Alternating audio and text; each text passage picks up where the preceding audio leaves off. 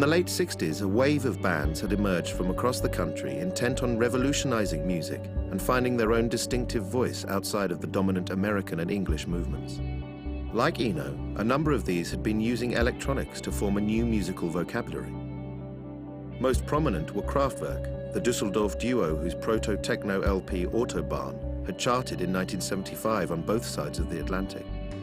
Berlin acts who grew out of the legendary Zodiac Club, such as Tangerine Dream and Klaus Schulze, had also won support in the UK, thanks to their deals with Richard Branson's fledgling Virgin Records. Eno had long admired the movement's output, and it was the industrial electronics band Cluster to which he would eventually be drawn into collaboration. By 1973, this act, the duo of improvisers Hans-Joachim Rodelius and Dieter Mobius, had begun to work with guitarist Mikkel Rotter of Düsseldorf's Neu to form a new outfit that would move away from the severe soundscapes of their earlier output. If you listen to Cluster 71 or Cluster 2, the records are so cold. They are so dissonant. They are so lacking in melodic progression. They got no melodic progression. They are so astringent. They feel like what was left in Berlin after the Russians blew it to smithereens.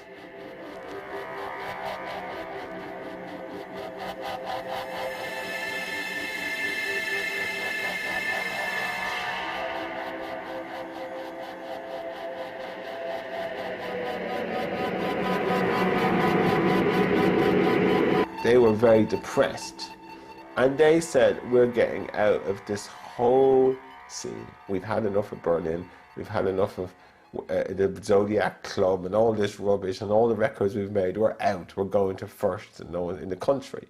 So they went to this old stone country house in the middle of a forest where they started again.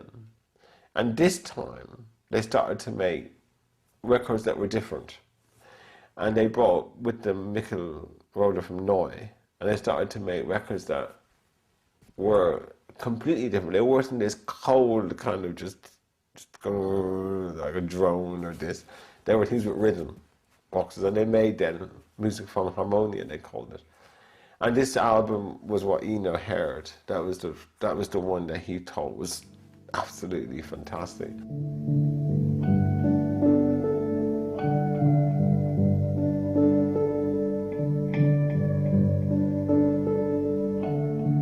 Released in January 1974, the debut album of this new unit, Harmonia, was a relatively low-key release. Yet upon hearing it, Eno was so impressed that he declared in an interview that they were the world's most important rock band. Even before recording Another Green World, Eno had made his way to Hamburg to watch the group play. Not content with simply being a spectator, he had decided to actively participate in the concert and join them on stage. We met him in person in 1974. And before we knew about his music, of course, we knew what he did with Roxy Music. We knew some of his solo stuff as well. And we liked it. And we were quite happy when he entered the stage and wanted to play with us. There was a lot of machinery, organs and guitars and little machines, handmade machines with knobs to turn. It was easy to interfere. I mean, he was, at least he knew everything about tools.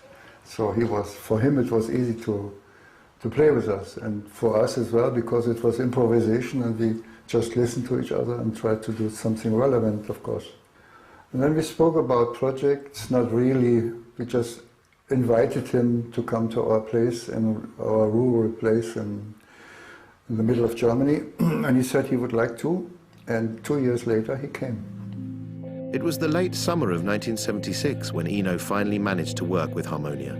Arriving with the intention of producing their third album, he found that limited time and working with a group of musicians unwilling to adapt to the more conventional processes of composing and recording meant that instead he simply became immersed in their isolated world.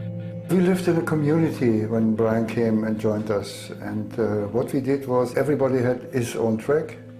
There was no overlapping at all. It was just making a sketch, writing a sketchbook full of little sketches, but more or less living together and doing work together, going in the woods, collecting wood, taking care of the baby. Brian took care of our baby when he was there. He liked it a lot. And he came with us in the woods, and he came with us shopping, and he cooked with us. And I think he liked much more the being in a community, sitting with us in the kitchen, eating with us, talking to us. I think he came with the idea to produce us as Harmonia, but this didn't work out at all because we had no time to really take care of real studio work. We had to go to work. So at the end, he was just member of a 4-people group, and he did his part, we did our part. It was a matter of sympathy. So he liked the 3 of us, even though we were very different. He could cope with us, and we liked him because he's a very friendly and nice person, and full of ideas. And after some time I said, what are we going to do with this material? Nobody said, and yeah, everybody said, oh, it's bad, technique, quality is bad, music is, we don't know, just forget about it. But Rodelius did not forget about the recordings and set about remastering them once the technology was available. Released in 1997, over 20 years after the original sessions, Tracks and Traces was a vital artifact of a unique collaboration. I think I had a lot of fun. I think it was very relaxed. There was no sense of it being a record necessarily. So all of those prescriptive limitations were removed. And I think that enabled creation in a certain freedom of creation. And I think the music that resulted shows that, because it's often, while it has a certain structure within that, there are sequences on a couple of tracks and so forth. It is, there is a certain amount of organisation.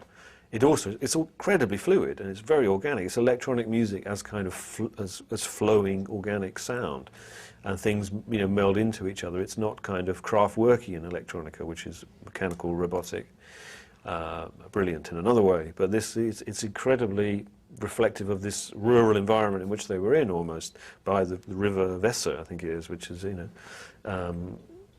and it has that fluidity, a riverine kind of quality, and it's a very beautiful record.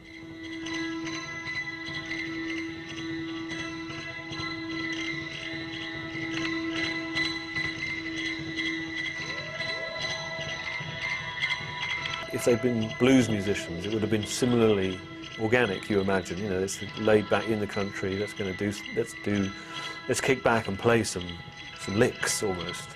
But these licks are of a rather alien kind, and this hadn't really been done before, I don't think.